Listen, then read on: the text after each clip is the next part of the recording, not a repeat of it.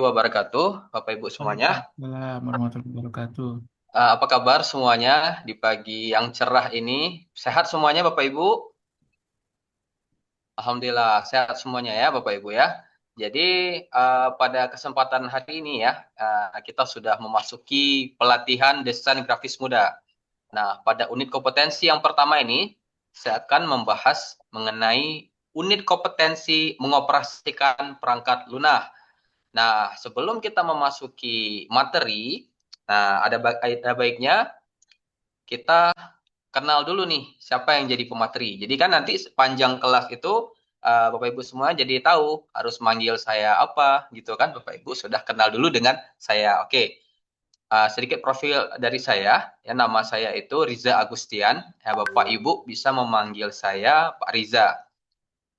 Saya lebih biasa dipanggil Pak Riza ataupun Pak Rija. Nah, alamat saya itu di Desa Utenbayi, Kota Loksmawe.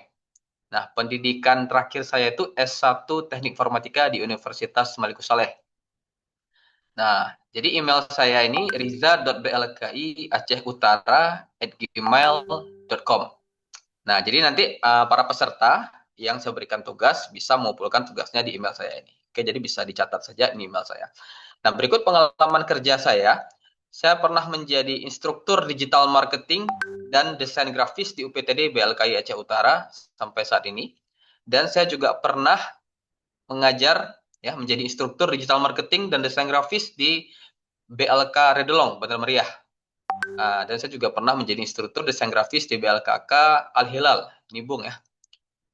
Dan saya juga pernah menjadi pemateri untuk workshop desain grafis yang diadakan oleh komunitas turun tangan Loksmawe. Dan pengalaman terbaru saya itu saya juga diundang menjadi juri digital marketing di lomba kompetensi siswa LKS ya, antar kota Loksmawe.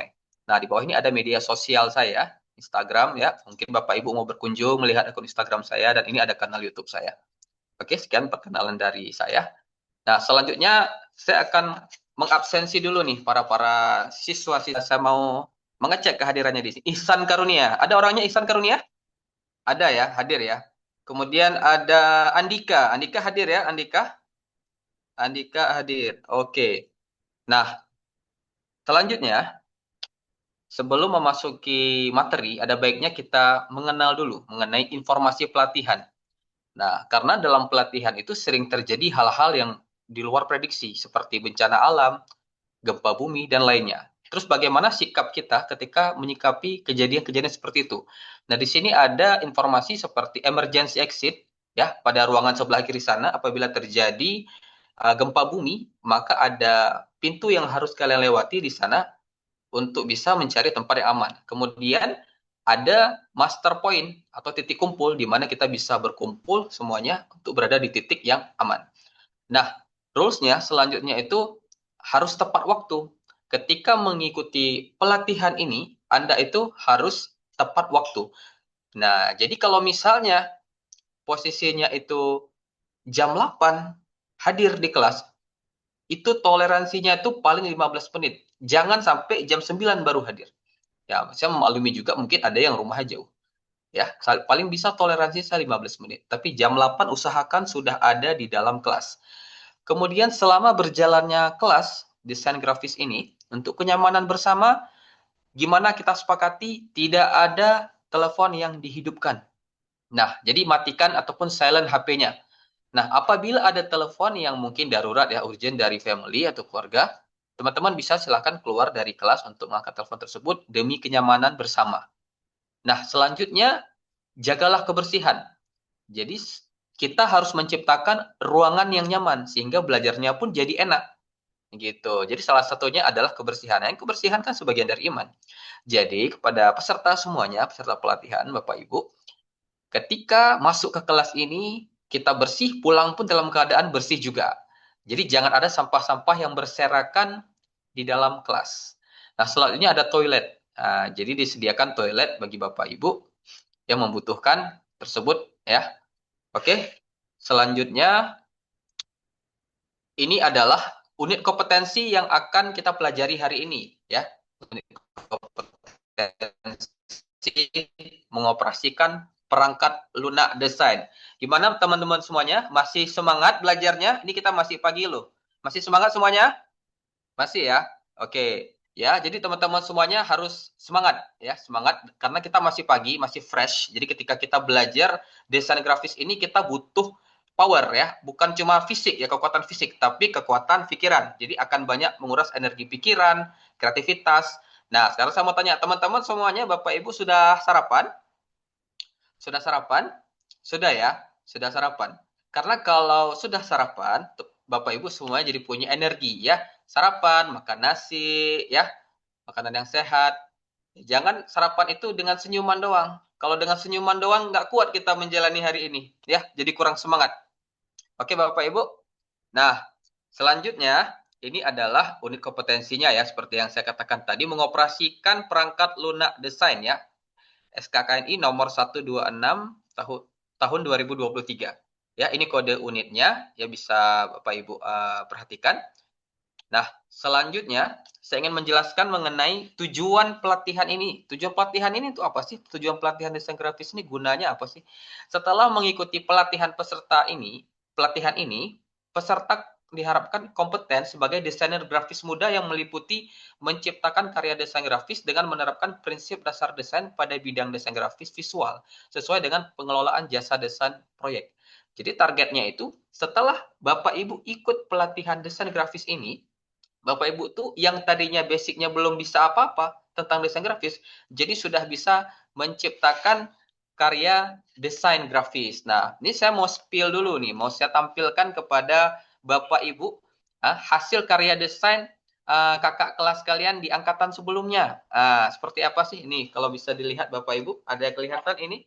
Ini namanya packaging pouch ya, packaging pouch ya. Packaging pouch ini desain kemasan, desain kemasan. Desain kemasan ini dibuat menggunakan aplikasi desain grafis ya, aplikasi berbasis vektor CorelDRAW.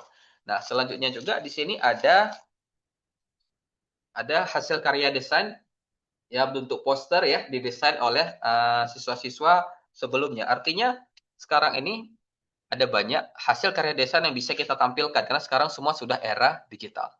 Oke, sebelum kita memasuki lebih jauh mengenai desain grafis, sebelum kita ngomong lebih jauh tentang desain grafis, ada baiknya kita mengenali dulu lebih dalam tentang hal-hal yang perlu diperhatikan, yaitu sebelum kita mulai praktik desain hari ini, saya ingin kita ingat bahwa sebagai desainer kita bekerja di depan layar setiap hari, maka jaga kesehatan mata. Postur duduknya, duduk yang benar posisinya, jarak antara mata dengan monitor jangan terlalu dekat ya. Jaga kesehatan mata dan waktu istirahat. Artinya kita mendesain ini ada waktunya ya. Jangan langsung full kita desain nggak berhenti-berhenti, itu puyeng juga kepala. Akhirnya mata lelah gitu. Karena kesehatan adalah nilai paling mahal bahkan jika dibandingkan dengan proyek desain yang paling mahal sekalipun ya. Ingat, walaupun pekerjaan kita ini, pelatihan kita ini menguras banyak waktu, tetap kita harus mengutamakan kesehatan. Oke Bapak Ibu. Selanjutnya di sini ada gambaran umum unit kompetensi ya. Yang pertama, konteks variabel. Unit ini berlaku untuk melatih peserta dalam menggunakan perangkat lunak desain grafis, baik berbasis vektor maupun bitmap untuk menghasilkan karya desain dasar sesuai prinsip dasar desain grafis. Nah, ini nanti di slide selanjutnya saya akan jelaskan mengenai aplikasi desain grafis itu ada berapa aja sih dan ada apa aja sih. Soalnya tadi ada saya singgung mengenai bitmap, mengenai vektor gitu kan. Oke, selanjutnya. Nah, jadi di sini perlu kita kenal dulu Bapak Ibu. Di sini ada peralatan, yang kedua peralatan dan perlengkapan. Nah, ini yang paling penting ya. Apa saja sih yang dibutuhkan dalam pelatihan desain grafis ini? Yang pertama Bapak Ibu ya, alhamdulillah di kelas kita fasilitas sudah memadai ya. Ada PC ya, personal komputer dengan spesifikasi RAM-nya itu 8 GB. Karena untuk membuka, untuk mengakses, mengoperasikan program desain grafis, software desain grafis ini membutuhkan spesifikasi yang kuat, yang tinggi, supaya hasilnya juga maksimal ketika Bapak Ibu melakukan proses editing, ya, desain, performanya juga maksimal, hasilnya juga bagus. Jadi nggak lelet. Kalau lelet kan Bapak Ibu sendiri juga yang susah nantinya. Ya, adapun perangkat lunak yang digunakan di sini ada perangkat lunak berbasis vektor dulu nih, yaitu ada CorelDRAW ya. dan Adobe Illustrator. Nah, untuk perangkat lunak desain grafis yang bitmapnya itu ada Adobe Photoshop. Nah, kemudian di kelas kita juga tersedia printer warna A4 atau F4 inkjet laser. Jadi untuk ngeprint karya-karya desain kita. Karena nggak mungkin kita desain grafis ini cuma desain-desain aja. Nggak ada cetak. Pasti kita bakalan cetak. Jadi ada karya-karya desain yang kita tuh untuk karya desain digital saja tidak dicetak. Artinya itu kita publikasi di media sosial dan ada yang memang kita cetak. Oke, untuk perlengkapannya nanti Bapak Ibu akan saya bagikan modul pelatihan yang berisi materi-materi selama pelatihan desain grafis ini sesuai unit kompetensinya. Nah, kemudian akan ada formulir observasi atau penilaian kerja dari hasil pelatihan Bapak Ibu. Selanjutnya Bapak Ibu akan diberikan fasilitas USB flash disk yang size-nya itu sebesar 64 GB untuk menyimpan master-master desain yang sudah Bapak Ibu desain selama pelatihan di sini. Kemudian ada kertas A4 atau F4 dan tinta printer warna untuk kebutuhan printing ya Bapak Ibu. Dan selanjutnya akan dibagikan juga alat tulis, spidol, whiteboard, dan penghapus. Jadi itulah peralatan dan perlengkapan untuk pelatihan kita. Oke, selanjutnya sikap kerja. Sikap kerja yang harus dimiliki para peserta adalah teliti, cermat, dan sistematis. Artinya Bapak Ibu dalam mengerjakan karya desain ini, dalam mengoperasikan perangkat lunak desain ini tidak bisa main-main, harus teliti. Dan ini perlunya sikap kerja yang teliti dan cermat. Artinya Bapak Ibu mengikuti semua arahan instruktur, mulai dari membuka program, melakukan proses desain, sehingga Bapak Ibu memahami alur kerjanya. Nah, kemudian ada disiplin, tanggung jawab, konsisten, mandiri, dan inisiatif. Artinya Bapak Ibu ini memahami bahwa ketika di pelatihan ini diberikan tugas sama instruktur, Bapak Ibu bertanggung jawab untuk menyelesaikannya. Dan Bapak Ibu mampu melakukan explore setiap ada materi-materi yang sulit, Bapak Ibu bisa bertanya kepada instruktur dan jangan sungkan untuk bertanya. Jadi di sini butuhkan kerjasama yang bagus antara para peserta dan instruktur untuk memecahkan masalah-masalah yang sering terjadi dalam proses desain. Saling sharing lah istilahnya. Oke, selanjutnya ada aspek kritis ya. Perangkat lunak desain grafis dijalankan dan digunakan sesuai prosedur kerja standar. Tools utama yang digunakan secara tepat untuk menghasilkan desain yang rapi dan sesuai dengan brief. Brief itu instruksinya. Jadi ketika diberikan instruksi, baru kita mengerjakan desainnya. Kalau instruksinya tidak ada, susah kita mengerjakan desainnya. Dan hasil karya disimpan dan diekspor dalam format file yang sesuai kebutuhan dan standar kerja industri, Bapak Ibu. Nah, selanjutnya pengetahuan keterampilan sikap kerja. Yang pertama ada jenis-jenis perangkat lunak, desain vektor maupun bitmap. Yang kedua, keunggulan, kekurangan, dan manfaat perangkat lunak desain. Dan yang ketiga, cara menentukan perangkat lunak desain sesuai dengan kebutuhan pekerjaan desain. Oke, sekarang kita uraikan dulu ya satu-satu ya, kita jelasin. Nah, di sini saya sengaja nih nggak ngasih nama, nggak kasih keterangan. Saya pingin Bapak Ibu dulu mungkin pernah kenal. Kira-kira Bapak Ibu yang logonya AI ini tahu nggak aplikasi apa namanya, Bapak Ibu? Ada yang tahu? Coba di sini Ihsan Karunia bisa jawab nggak? Yang AI ini aplikasi apa namanya? Aplikasi ada yang tahu? Belum. Ya, berarti semuanya di sini belum pernah menggunakan aplikasi desain grafis ya. Oke. Jadi di sini kita mengenal mengenai jenis-jenis perangkat lunak apa saja yang kita pelajari, software apa aja, aplikasi apa aja yang kita pakai selama pelatihan desain grafis muda ini. Nah, yang pertama saya kenalkan dulu aplikasi berbasis vektor. Ada AI ini Adobe Illustrator, bukan AI ya, AI itu ChatGPT ya. Ini Adobe Illustrator. Nah, yang kedua itu ada CorelDRAW. Jadi kedua aplikasi ini sama-sama berbasis vektor. Ya, hanya saja tergantung kebutuhan Anda menggunakan desainnya untuk apa. Karena kedua aplikasi ini walaupun sama-sama berbasis vektor tapi memiliki plus minus tersendiri. Contoh misalnya di AI ini umumnya dipakai di perusahaan, sedangkan di percetakan hampir rata-rata menggunakan aplikasi CorelDRAW. Nah, aplikasi berbasis vektor ini sering digunakan dalam menciptakan karya desain seperti apa? Seperti poster, ID card, brosur, sesuatu karya desain yang dicetak. Terutama pada saat pembuatan logo ya, logo branding dan logo-logo lainnya. Nah, kemudian ada aplikasi berbasis bitmap, yaitu ada Adobe Photoshop.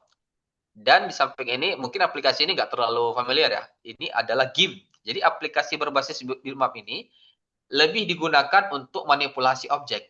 untuk edit foto. Misalnya Bapak Ibu ini fotonya di Lok Semawe nih Bapak Ibu. Terus Bapak Ibu pengen fotonya di Amerika, bisa nggak? Nah, bisa di aplikasi Adobe Photoshop ini tinggal ditaruh aja background Amerika, di mana misal di Amerika, ataupun di Paris, di Menara Eiffel Bapak Ibu ya. Bapak Ibu pengen foto di Menara Eiffel tapi nggak punya uang, budgetnya belum cukup nih. Udah Bapak Ibu langsung edit aja menggunakan aplikasi Photoshop. Jadi kelebihan Bapak Ibu setelah mengikuti pelatihan ini Bapak Ibu sudah jago memanipulasi objek Bapak Ibu, sudah bisa memanipulasi foto dengan menggunakan aplikasi Adobe Photoshop ya. Oke, selanjutnya keunggulan, kekurangan dan manfaat dari perangkat lunak desain. Tadi baru saya bahas juga, saya singgung sedikit. Untuk aplikasi yang pertama ini berbasis vektor ya, Corel Draw yang logonya warna hijau ini. Itu unggul di layout percetakan. Nah, baru saya singgung tadi. Kekurangannya tak sefleksibel AI untuk plugin. Nah, jadi ada plus minusnya. Memang hasilnya bagus, tapi secara penggunaannya mungkin bagi beberapa orang tidak user friendly. Nah, selanjutnya ada Adobe Illustrator, unggul presisi, vektor, dan integrasi dengan Adobe. Jadi ini satu nenek moyang ya dengan Photoshop. Ini sama-sama di perusahaan Adobe ya. Kalau Corel beda. Nah, AI ini dia tampilannya tuh lebih menarik. Dia AI ini, Adobe Illustrator ini, dia nggak jauh dari Adobe Photoshop. Nah, jika Bapak Ibu di kelas kita belajar Adobe Photoshop, Bapak Ibu pasti akan familiar dengan tampilan Adobe Illustrator, karena memang tampilannya tidak jauh berbeda. Oke, sejauh ini gimana? Bapak Ibu semuanya ada pertanyaan mungkin? Sudah tahu dulu perbedaan antara Corel, AI, atau Photoshop? Ya, sudah paham ya? Oke, alhamdulillah. Ya, karena memang masih basic ya, kita masih mengenal dulu sebelum kita bicara lebih jauh tentang desain ini, desain itu, kita kenal dulu nih tentang aplikasinya. Nah, selanjutnya di sini ada Photoshop yang saya bilang tadi sudah saya singgung. Dia lebih unggul di manipulasi foto. Nah, cuma kekurangan tidak ideal untuk artwork vektor kompleks. Nah, itu Bapak Ibu harus lihat dulu kebutuhan desainnya. Misalnya Bapak Ibu mau bikin logo, Bapak Ibu bisa pakai aplikasi Adobe Illustrator ataupun CorelDRAW. Tapi kalau Bapak Ibu mau menciptakan karya desain yang sederhana yang tidak membutuhkan hasil cetak, Bapak Ibu bisa pakai aplikasi Adobe Photoshop, terlebih untuk manipulasi objek. Oke, selanjutnya cara menentukan software sesuai proyek. Nah, yang ketiga ya. Yang pertama analisis output. Nah, jadi Bapak Ibu menganalisa dulu kebutuhannya apa. Kebutuhan klien ini apa? Ya. Misalnya klien mau desainnya itu cuma di-post di status WA ataupun di story Instagram untuk kebutuhan media sosial. Bapak Ibu nggak perlu lagi pakai AI, Bapak Ibu cukup pakai Adobe Photoshop. Bapak Ibu cukup pakai Adobe Photoshop saja.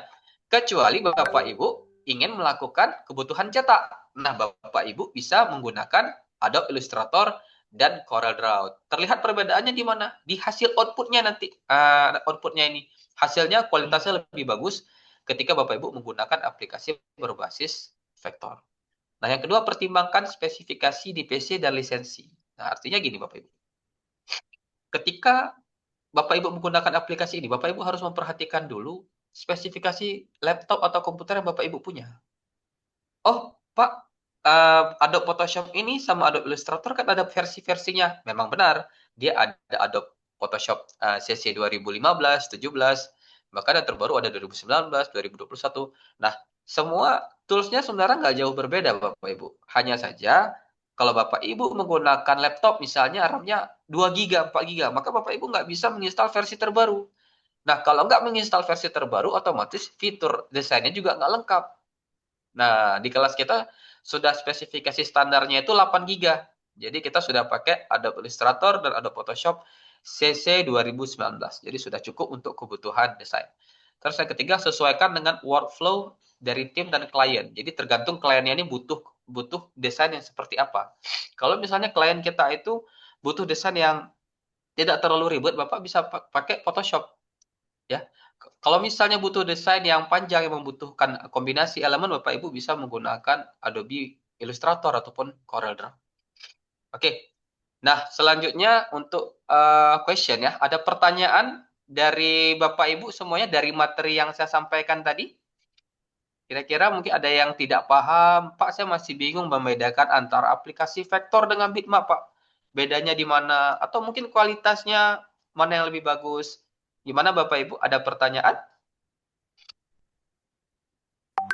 Oke, tidak ada. Kalau tidak ada, kita lanjut ke praktek kerja, Bapak Ibu. Nah, praktek kerja di sini yang pertama, langkah kerjanya yang harus dilakukan Bapak Ibu. Bapak Ibu harus mengidentifikasi kebutuhan desain dan memilih perangkat lunak yang sesuai, Bapak Ibu. Jadi, ketika Bapak Ibu melakukan proses desain, seperti yang saya sampaikan pada slide sebelumnya, Bapak Ibu harus kenali dulu nih, kebutuhan desainnya apa. Nah, ketika Bapak Ibu ingin mendesain sesuatu yang untuk dicetak, maka Bapak Ibu pilih aplikasi yang sesuai. Ketika hanya dipublikasi di media digital saja, maka Bapak Ibu sudah tahu harus memilih aplikasi desain yang seperti apa. Nah, kemudian ada mengoperasikan perangkat lunak dan menggunakan tools secara tepat. Artinya Bapak Ibu sudah menguasai dulu tools-tools dasar dari aplikasi Adobe Photoshop maupun Adobe Illustrator sebelum melakukan proses desain. Karena nggak mungkin Bapak Ibu bekerja melakukan proses desain, sementara Bapak Ibu tidak menguasai, ya, Bapak Ibu tidak menguasai penggunaan toolsnya, Bapak Ibu. Jadi untuk melakukan proses desain, Bapak Ibu harus paham dulu mengenai basic-basic penggunaan dari aplikasi desain grafis tadi yang saya sampaikan. Oke, selanjutnya Bapak Ibu menyimpan dan mengekspor hasil desain sesuai kebutuhan kerja ya Bapak Ibu. Jadi nanti hasil desain yang kita buat itu, filenya itu akan diekspor dalam bentuk JPEG ya, JPEG dan PNG dan PDF ya Bapak Ibu. Oke, selanjutnya let's practice ya. Peserta dapat menjelaskan dan mampu mempraktikkan pengoperasian perangkat lunak desain grafis secara tepat, sistematis dan profesional. Artinya setelah memahami unit kompetensi ini, Bapak Ibu jadi lebih tahu lagi bagaimana menggunakan aplikasi desain grafis, baik itu berbasis vektor maupun berbasis bitmap. Tentu Bapak Ibu tadi sudah paham kan, seperti apa sih aplikasi vektor itu dan seperti apa aplikasi yang berbasis bitmap.